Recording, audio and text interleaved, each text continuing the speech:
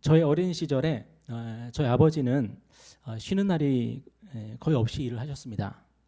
주일을 비롯해서 빨간 날이라고 해서 쉬는 법이 없으셨고 거의 매일 새벽 5시 정도에 집을 나서셔 밤 10시가 넘으면 집에 들어오시고 그렇게 하셨습니다. 지금 생각하면은 저희 아버지께서 어떻게 그런 삶을 버티셨을까 참 놀라울 정도고요.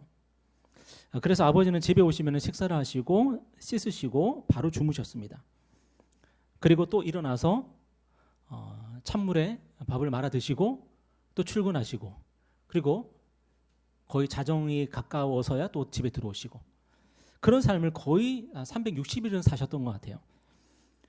당시에는 그런 아버지가 너무 무심하게 느껴졌고 너무 가정적이지 못하다고 이렇게 느껴졌는데 지금 생각을 해보면 아버지가 그렇게 하지 않으셨다면은 아마 벌써 이 세상 사람이 아니었을 거다 하는 생각이 들어요. 그렇게 잠을 주무셨어야만이 집에서는 무조건 쉬셨어야만이 살아갈 수 있지 않으셨을까 하는 그런 생각을 해봅니다. 지금은 노예 제도가 없지만 과거에 노예 제도가 있었을 때에 노예들이 아마도 저희 아버지처럼 살지 않았을까 하는 생각을 해봅니다. 아니면 어쩌면 더 지독한 삶을 살았겠죠. 그들에게 1년 365일 중에서 과연 쉬는 날이 있었을까요? 주인이 오늘은 쉬는 날이니까 쉬어라. 그런 날이 있었을까요? 노예들에게? 노예들은 1년 365일 일만 해야 했고 그러다가 늙고 병들면은 또 주인에게 버려지는 그런 인생을 살지 않았을까 싶어요. 여러분 애굽에서 노예살이하던 이스라엘 백성도 마찬가지 아니었을까요? 이스라엘 백성이 애굽에서 430년 동안 노예살이를 했는데 그런 이스라엘 백성의 삶을 한마디로 규정하라면 휴일이 없는 삶, 쉼이 없는 삶, 안식이 없는 삶 그런 삶이 아니었을까 싶습니다. 만약에 쉬고 싶다면은 안식을 누리고자 한다면은 죽어야지 그게 가능한 그런 삶이 바로 노예의 삶이죠. 종의 삶인 거죠. 그런데 하나님께서 이스라엘 백성에게 모세를 보내셔서 그들을 애굽의 노예살이에서 해방을 시키셨습니다. 그리고 이스라엘 백성들을 노예가 아니라 이제는 자유민이 되게 하셨습니다. 그러니까 자기 땅을 가지고 자기가 농사를 지으면서 먹고 살게 하신 거예요. 그런 이스라엘 백성에게 하나님께서 율법을 주셨는데 그 중에서 제일 중요한 법이 뭐였냐면 바로 안식일 법이었습니다. 하나님은 이스라엘 모든 백성에게 명령하셨습니다. 6일 동안은 힘써 일할 것이지만 제7일에는 반드시 쉬어라, 안식하라. 이 법을 어기면은 누구든지 죽어야 된다. 이 법은 어기면은 죽어야 될 정도로 엄격한 법이었습니다. 여러분 지금 우리가 이 땅을 살아가면서 이 법을 어기면 죽어야 되는 법이 뭐가 있습니까? 실제로 우리나라에서는 어떤 죄를 지어도 죽는 법은 없죠 요즘에는. 그런데 안식일을 어기면은 하나님은 죽여야 된다 그랬습니다. 왜 하나님은 안식일 제도를 안식일 법을 그렇게 중요하게 명령을 하셨을까? 그것은 바로 하나님께서 이스라엘 백성을 애굽의 노예살이에서 해방시키신 그 궁극적인 이유와 목적이 있기 때문에 그래요. 왜 하나님께서 이스라엘 백성들을 구원하셨죠? 왜 그들에게 자유를 주셨죠? 그들이 더 이상 노예로 살기를 원치 않으셨기 때문입니다. 이스라엘 백성이 자유롭게 살기를 원하셨기 때문에 그들에게 구원과 해방을 주신 거고 그리고 그 삶을 지켜나가라고 안식일을 주신 거예요. 그래서 신학자들은 하나님께서 모세를 통해서 주신 십계명을 뭐라고 부르냐면은 자유의 대헌장이라 부릅니다. 그러니까 하나님께서 이스라엘 백성들에게 자유를 주셨는데 그 자유를 지키기 위해서는 뭘 해야 되는 거죠? 십계명을 지켜야 되는 거죠. 근데 십계명의 핵심이 뭐예요? 하나님만을 섬기는 거고 제도적으로는 안식일을 지키는 거예요. 그 하나님을 섬기고 하나님만을 섬기고 안식일을 지키는 것, 이 두 가지만 잘하면요 하나님께서 이스라엘 백성에게 주시는 그 자유를 지켜나갈 수가 있는 거였거든요. 저에게도 어릴 때부터 반드시 이것만큼은 지켜야 된다 하는 그런 규정이 있었습니다. 그건 뭐였냐면 오토바이 타지 말라는 거였어요. 저희 어머니는 저에게 뭔가를 강요하거나 막 구속하는 스타일이 아니셨습니다. 저희를 자유롭게 하시는 스타일이었는데 근데 오토바이 타는 것만큼은 하지 말라고 하셨습니다. 왜냐하면 저희 어머니 주변에 제가 알고 있던 사람도 있었는데 오토바이 사고로 일찍 죽은 분들이 몇 분이 계셨어요. 그래서 어머니는 엄격하게 오토바이는 타지 못하게 하셨습니다. 근데 저도 그 스토리를 알고 있었기 때문에 오토바이 타지 말라는 그 어머니의 명령을 저는 기쁘게 순종을 했습니다. 여러분, 이유를 알면은 기쁘게 순종할 수 있는 거잖아요. 이유를 알면. 한 번은 외삼촌 중에 한 분이 오토바이를 태워주셨습니다. 그것도 헬멧도 안 쓰고 오토바이를 태우셨어요. 시속 100km가 넘는 속도로 막 달리시는데 저는 그때 죽는 줄 알았습니다. 이러다가 내가 죽을 수도 있구나. 왜냐하면은 오토바이는 저에게는 죽음이었거든요. 아, 이렇게 떨어지면 죽는 거구나. 그래서 저는 오토바이 타는 내내 그냥 공포에 질려 있었습니다. 그리고 지금도 저는 자녀들한테 오토바이만큼 타지 말라고 말하고 싶습니다. 왜냐하면 자녀의 생명과 안전을 지켜주기 위해서요. 여러분, 이스라엘 백성들이 하나님이 왜 안식일을 그토록 엄격하게 지키라는 걸 알았으면은 그들은 안식일을 기쁘게 지킬 수 있는 거죠. 여러분, 오늘 저와 여러분은 어떤 삶을 살고 있습니까? 예수님을 우리가 믿습니다. 여러분, 우리가 왜 예수님을 믿을까요? 하나님이 왜 우리에게 예수님을 보내셨고 왜 예수를 믿게 하셨을까요? 이유는 똑같습니다. 우리에게 자유를 주시려고 그런 거예요. 우리에게 참 자유와 해방을 주시기 위해서 예수님을 믿으라고 하는 거예요. 여러분, 예수 믿는 사람은요, 자유가 있어야 됩니다. 안식이 있어야 됩니다. 그런데 이건 육체적인 것만 말하는 게 아니에요. 물론 우리는 일주일 동안 열심히 일을 하면은 하루 정도는 푹 쉬어야 됩니다. 그게 하나님께서 우리에게 바라시는 것 중에 하나일 거예요. 그런데 하나님께서 우리에게 명령하시는 그 자유와 안식에 대한 그 명령은 단지 육체적인 걸 의미하는 게 아니에요. 궁극적으로 뭘 의미하는 거냐면 여러분이 잘 아는 것처럼 바로 죄로부터의 자유예요. 죄로부터의 해방이에요. 그것이 바로 구약의 안식일이 지금 우리에게 말하고 있는 것이고 바로 예수님께서 우리에게 주시는 자유와 생명과 안전이라는 것이 바로 그런 의미예요.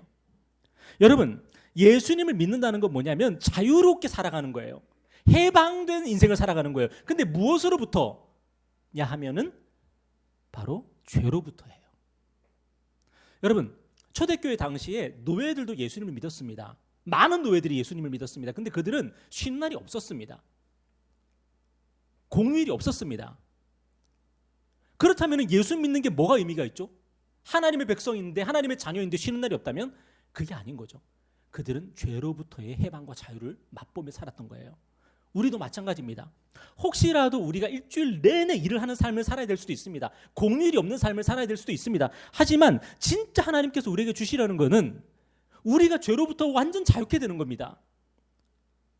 오늘 하나님께서 오늘 우리에게 물으시는 게 있다면 아마 그걸 거예요. 너는 죄로부터의 자유를 누리며 살고 있냐?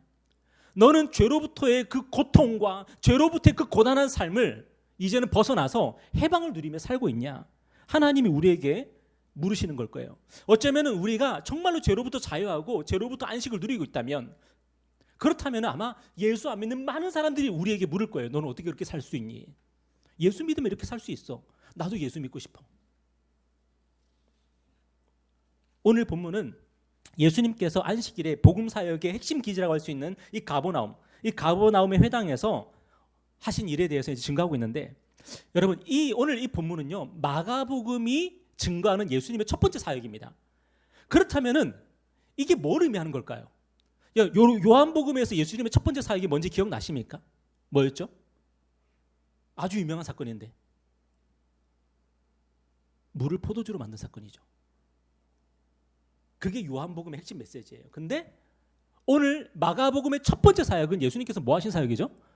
귀신을 쫓아내신 사역이에요. 그렇다면 예수님의 이 사역을 첫 번째로 이 사역을 보도한 이유는 뭐냐면 이게 마가복음의 핵심 메시지라는 거예요.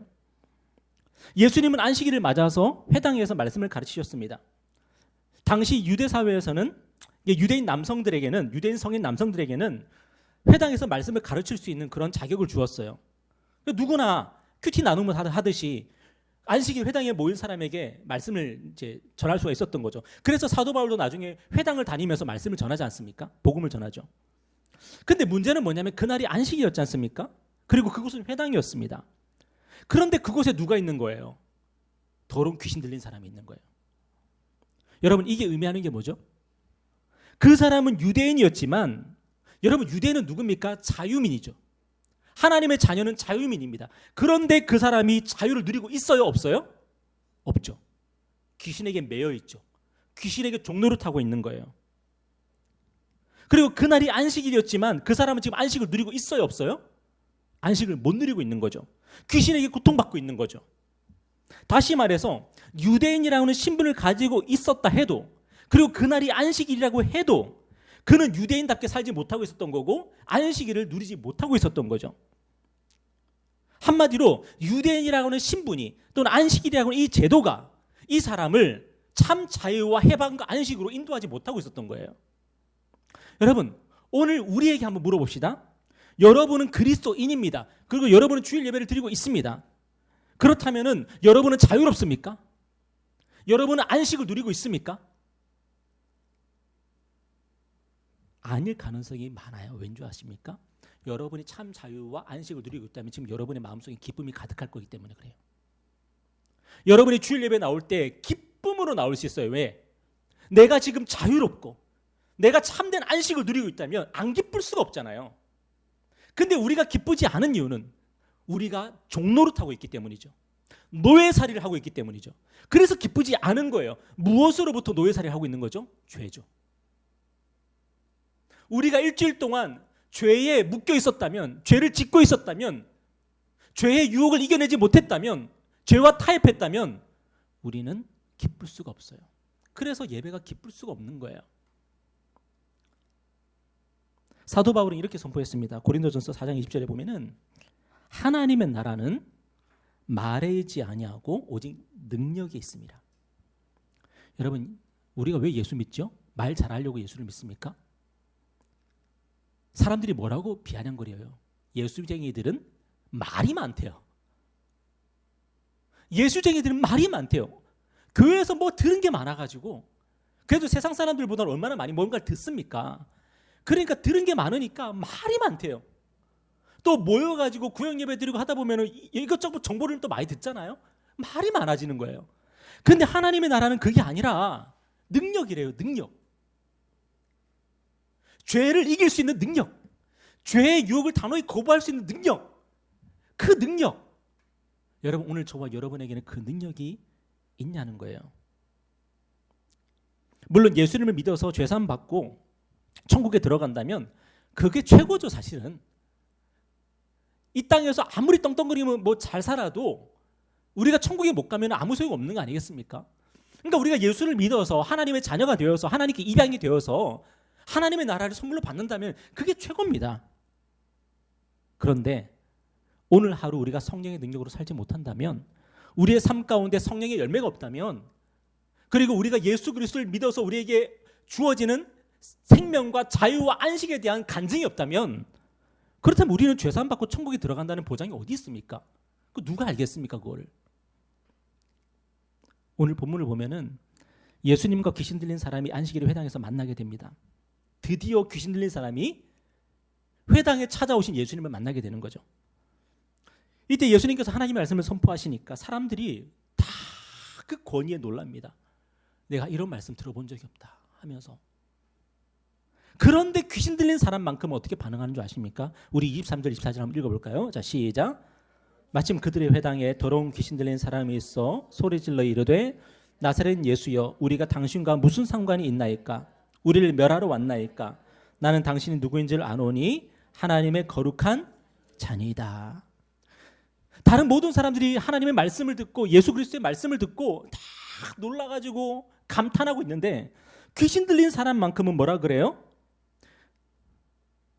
소리를 지르면서 나사렛 예수, 당신이 우리와 무슨 상관이 있어? 이러면서 막 소리를 지르고, 당신 우리 죽이러 온 거야? 막 그러면서 막 소리를 지르고, 난 너 누군지 알고 있어. 하나님의 거룩한 자잖아.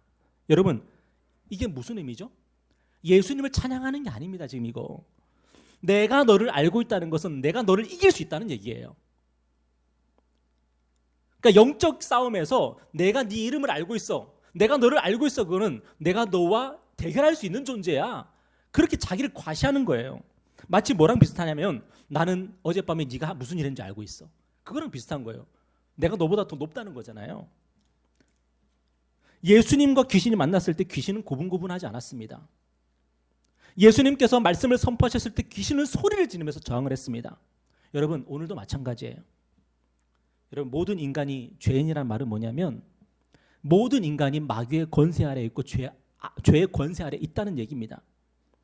여러분, 혹시라도 여러분이 죄인이라고 고백이 되십니까? 여러분 죄인인 것 같아요? 내가 죄인이라는 게 뭐냐면은 죄 앞에서 내가 무력하다는 거예요. 나는 죄를 이길 수 없다는 거예요. 그게 우리가 죄인이라고 하는 고백인 거예요. 오늘 본문에 귀신 들린 사람처럼 귀신을 이겨낼 수 없는 거예요. 자기 힘으로는. 그게 죄인입니다. 우리가 죄인이란 말은 그럼 죄의 종이라는 얘기입니다. 죄인이란 말은. 그런데 오늘 본문에 귀신 들린 사람이 어떻게 자기의 상태를, 자기의 삶을 바꾸게 되죠? 예수님을 만나서 바꾸게 되는 거죠. 우리 주님께서 오늘 우리를 찾아오셔서 하는 일이 뭡니까? 바로 그런 일이에요. 예수님의 십자가로 죄의 권세를 박살내셨고 오늘도 말씀으로 우리를 자유케 하시는 거예요. 여러분, 오늘 하나님의 말씀이 선포되면 우리에게 그게 무슨 의미가 있습니까? 하나님의 말씀을 듣는 게 우리에게는 무슨 의미가 있습니까? 이 말씀은 조금 전에도 말씀드렸죠. 자유의 대헌장이에요. 십계명의 말씀은 너는 나 외에 다른 신을 섬기지 말라 하는 그 말씀은 부모를 공경하라, 살인하지 말라, 간음하지 말라, 도둑질하지 말라, 거짓 증거하지 말라, 내 이웃의 집을 탐내지 말라. 이 모든 말씀들은 이스라엘 백성들을 죄의 노예 상태에서 자유의 상태로 이끌어내는 말씀인 거예요. 여러분, 오늘 우리가 왜 말씀을 들어야 되는지 아십니까? 저와 여러분이 하나님의 말씀을 듣지 않으면, 예수 그리스도의 십자가를 묵상하지 않으면 우리는 죄의 노예 상태로 우리는 전락해버리기 때문이에요. 우리 조금 전에도 우리가 성만찬에 대해서 우리가 함께 고백하지 않았습니까? 성만찬을 하면서 우리가 뭘 고백하게 되는 거예요?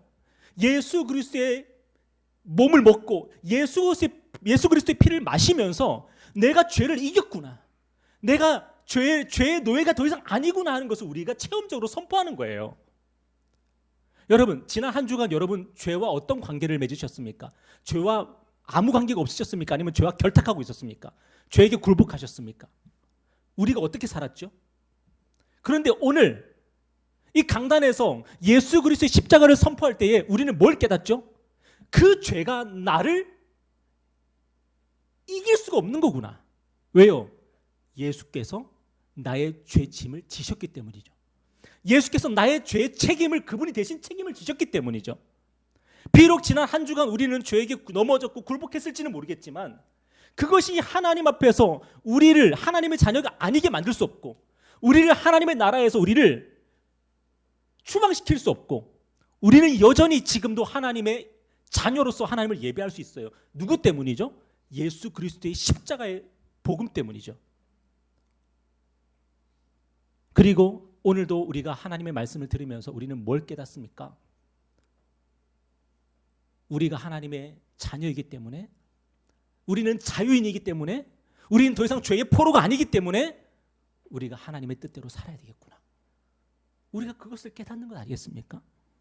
그러니까 귀신이 막 발광을 하는 거예요. 귀신이. 여러분,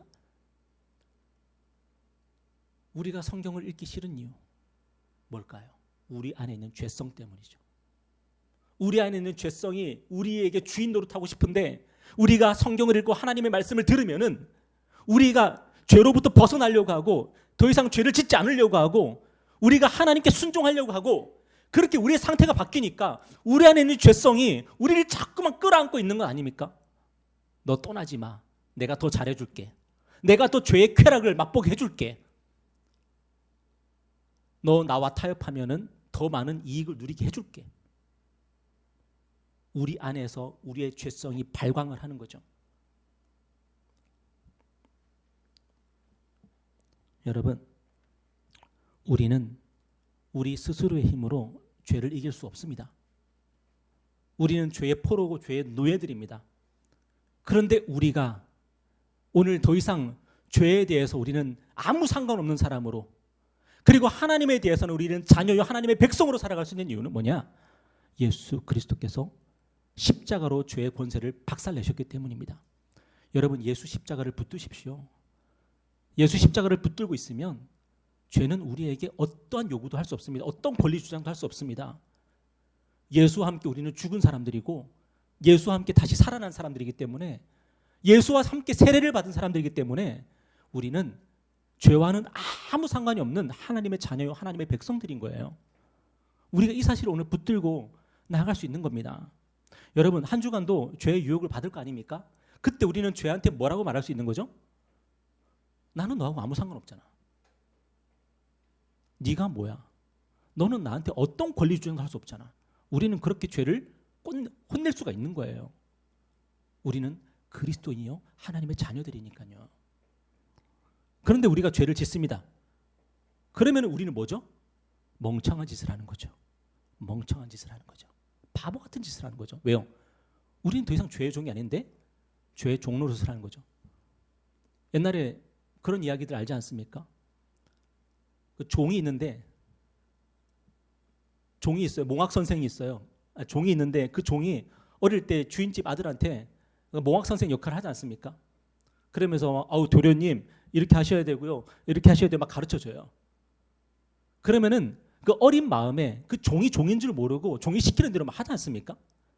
근데 신분이 뭐죠? 얘는 종이고 얘는 주인의 아들입니다. 근데 이제 이 주인의 아들이 크면 어떻게 되죠? 크면은 이 종에게 명령하고 종을 뭘 하고 종을 혼내고 종을 부릴 수가 있게 되는 거죠. 여러분, 지금 저와 여러분이 어떤 상태냐에 따라서 이게 달라지는 거예요. 우리의 믿음이 너무 작고 연약하면은 죄가 내 큰형님인 줄 알아요. 그 죄가 시키는 대로 하는 거예요. 근데 우리가 말씀을 통해서 우리가 믿음이 성장하고 자라게 되면요, 죄는 나하고 아무 상관없는, 오히려 죄에 대해서 내가 꾸짖고 발로 차버릴 수 있는 존재구나. 그것을 그제서야 우리가 깨닫게 되는 거죠. 그래서 우리의 믿음이 자라가야 되는 겁니다. 여러분, 우리가 죄로부터 자유한 사람들이고 우리는 하나님의 자녀들인데, 그래서 우리는 자유인으로 살아야 되는데 그런 삶을 살지 못하는 이유는 뭐냐면, 기본적으로 예수님을 의지하지 않기 때문이에요. 우리 스스로 뭔가를 자꾸만 이루려고 한다는 거예요. 여러분, 오늘 본문에 귀신 들린 사람처럼 우리의 힘으로, 우리의 능력으로는 우리는 자유를 쟁취할 수 없는 존재인 것을 여러분 믿으십시오. 여러분, 앞으로 이제 한 주간 우리가 살아가면서 죄의 유혹 앞에 설 때에, 또 죄의 협박 앞에 설 때에, 죄의 권세 앞에 우리가 설 때에, 그때 나의 힘으로, 나의 능력으로 이겨내려고 하지 마십시오. 예수님이 필요합니다. 예수 십자가의 복음이 필요한 겁니다. 그 복음을 통해서 이길 수 있는 거고, 예수 그리스도의 말씀을 통해서 우리는 승리할 수가 있는 거예요. 저와 여러분 가운데 혹시라도 오늘 예배에 대한 진정성이 없는 분이 계십니까? 오늘의 양식을 할 때에 별로 이렇게 진지하게 안 하시는 분이 계십니까? 혹시 기도할 때에 간절함이 없는 분이 계십니까? 왜 그럴까요? 내 능력으로 죄를 이기며 살아갈 수 있다고 생각을 하니까요. 그런데 진짜 넘어져 보면, 진짜 크게 넘어져 보면은 하나님의 말씀을 붙들고 엉엉 웁니다. 저도 그런 경험 해봤는데 여러분도 해보셨습니까? 정말로 크게 넘어지고, 크게 자빠지고, 코 깨지고, 머리통 깨져 보면은 하나님의 말씀을 읽을 때 엉엉 울면서 읽습니다. 이 말씀이 내 말씀처럼 느껴지고, 기도할 때 막 바닥을 긁으면서 기도를 하게 되죠. 나의 연약함을 보고 나의 죄성을 보게 되면은 우리는 말씀 앞에서 너무나도 진지해지고, 예배를 드릴 때 정말 집중하게 되고, 기도할 때 너무 간절하게 기도하게 되죠. 근데 우리 앞에 그런 게 없다면 왜 그럴까요? 우리 스스로의 힘으로 지금 살아가고 있는 거죠. 왜 오늘의 양식을 할 때 건성건성하게 되죠? 왜 한 말씀 한 말씀, 한 구절을 한 구절을 곱씹고 하지 못하죠? 왜 큐티할 때 대충대충 하죠? 필요성을 못 느끼니까요. 왜 필요성을 못 느끼죠? 내 힘으로 잘 살아갈 수 있는데. 뭐하러 큐티하고, 뭐하러 성경 읽고, 뭐하러 기도해? 나 힘으로 살아갈 수 있는데. 그러니까 죄에게 굴복하고 죄에게 넘어지는 인생을 살아가게 되는 것입니다.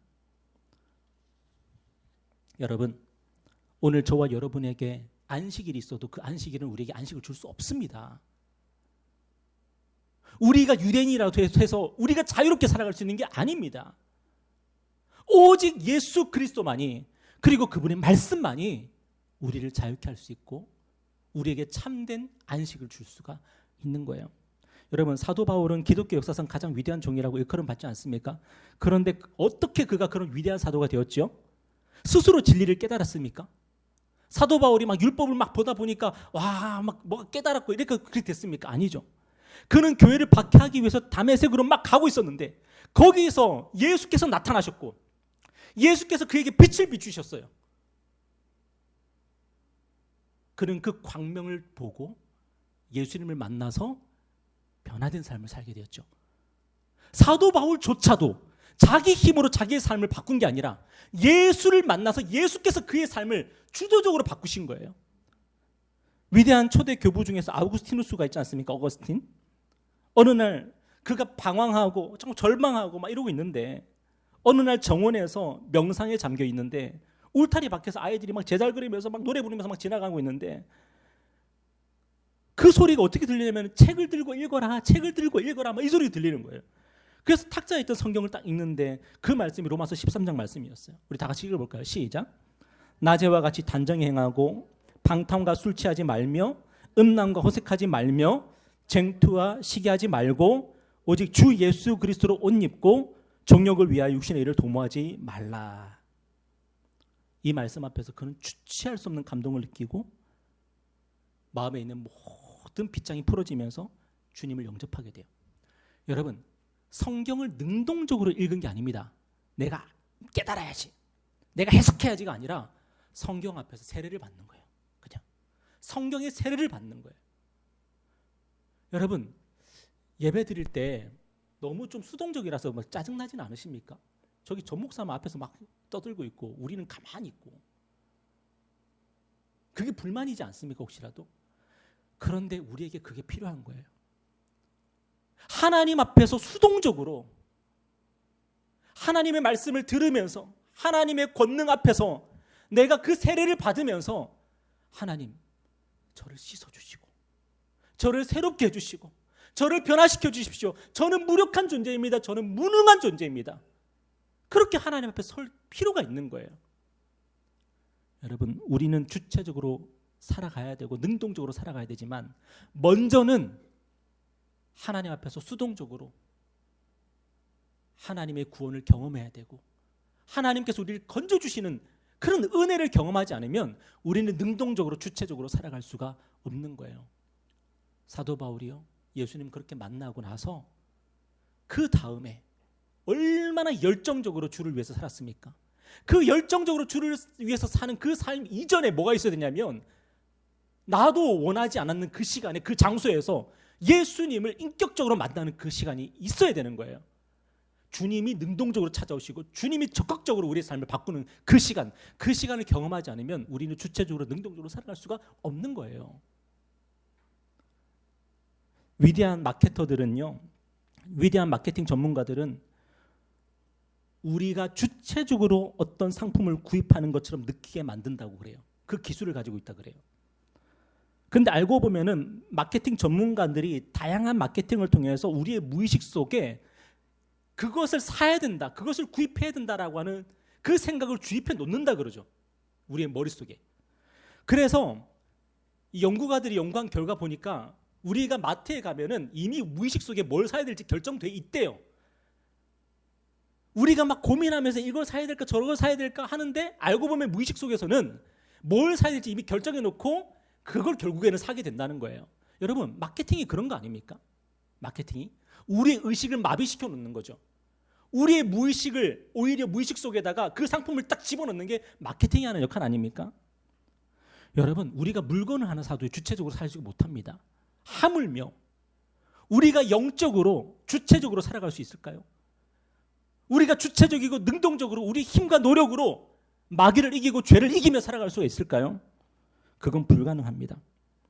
그래서 오래전에 이스라엘 백성에게, 파라오의 노예로 살던 이스라엘 백성에게 하나님께서 모세를 보내셨죠. 모세를 보내서 모세를 통해서 그들을 이끌어내신 거죠. 오늘도 주님은 우리를 찾아오십니다. 죄의 노예로 전락해 있고 죄에 굴복해 있는 우리를 찾아오셔서 우리를 이끌어내십니다. 주님의 강한 편팔로, 강한 오른팔로 우리를 붙잡아서 이끌어내십니다. 그제서야 우리는 자유를 맛볼 수가 있고 자유민으로서 죄와 싸워 승리할 수 있는 그런 삶을 살아갈 수가 있는 겁니다. 여러분, 오늘도 우리는 영적으로 성장해야 됩니다. 영적으로 성장해야 됩니다. 우리가 아까 영상을 통해서 봤죠. 흑연이나 연필심, 그 흑연이나 다이아몬드나 똑같은 원소라고요. 똑같은 탄소로 이루어져 있다고요. 그런데 어떤 사람은 흑연이 되고 어떤 사람은 다이아몬드가 됩니다. 여러분, 하나님께서 우리에게 무엇을 원하실 것 같으십니까? 정말 다행인 것은요, 정말 감사한 것은 우리 안에 다이아몬드가 있다는 겁니다. 바로 예수 그리스도. 우리 중에 누군가는 완전 흑연이고요, 우리 중에 누군가는 조금 흑연이고요, 우리 중에 누군가는 약간 다이아몬드고요, 우리 중에 누군가는 거의 다이아몬드인데, 중요한 건 뭐냐면 우리 모두에게 다이아몬드가 되시고 완전한 다이아몬드이신 예수님이 우리 안에 이미 계시다는 겁니다. 우리 질그릇 같은 존재 안에 보배가 담겨 있는 거죠. 그래서 우리는 하나님의 나라에 들어가는 것입니다. 근데 우리 안에 계신 그 다이아몬드는 그곳으로 그치지 아니하시고 우리를 다이아몬드로 만들어내십니다. 그 일을 하십니다. 다이아몬드가 우리 안에서 그냥 다이아몬드로 존재하는 것만으로 만족하시는 것이 아니라 너는 나를 따르라, 나를 따르라 하시면서 우리를 다이아몬드의 길로, 다이아몬드의 인생으로 우리를 이끌어 가십니다. 여러분, 저와 여러분 안에 다이아몬드이신 예수님이 계십니다. 그리고 그분이 저와 여러분의 인생을 주관하시고 이끌어 가시기를 원하십니다. 더 이상 죄에게 굴복하고 죄의 노예로 사는 인생이 아니라 이제는 죄를 과감하게 꾸짖고 죄를 이기고 하나님께 순종하고 의의 병기로, 의의 무기로 우리의 삶을 하나님께 드리는 그런 삶으로 우리를 만들어 가십니다. 여러분, 그 예수님의 초청 앞에서 여러분 응답하시길 바라고 예수님께 수동적으로 은혜를 받으십시오. 오늘의 양식 할 때에 잠깐이라도 기도하십시오. 하나님, 이 오늘의 양식 하는데 은혜 받게 해주십시오. 은혜의 세례를 주십시오. 기도하십시오. 잠깐이라도. 그리고 더 마음이 열리시면 그 밑에 있는 성경 통독 본문을 읽으시고 그렇게 주님 앞에 수동적으로 은혜를 받는 그런 삶을 시작하십시오. 그러면 저와 여러분이 하나님 앞에서 능동적이고 주체적으로 우리의 삶을 드리며 살아갈 수가 있을 것입니다. 기도하겠습니다.